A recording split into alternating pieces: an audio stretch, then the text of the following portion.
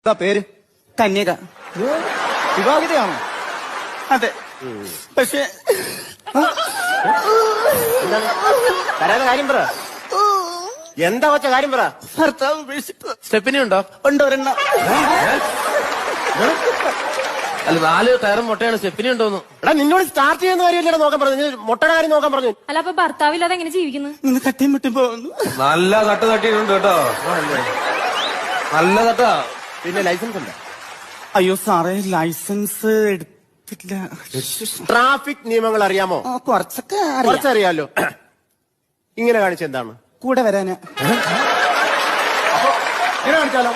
ഇനി പിന്നെ പെട്ടെന്ന് വരാൻ. അപ്പൊ ഇങ്ങനെ കാണിച്ച എന്താണ്? പിന്നെ വരണ്ടാന്ന്.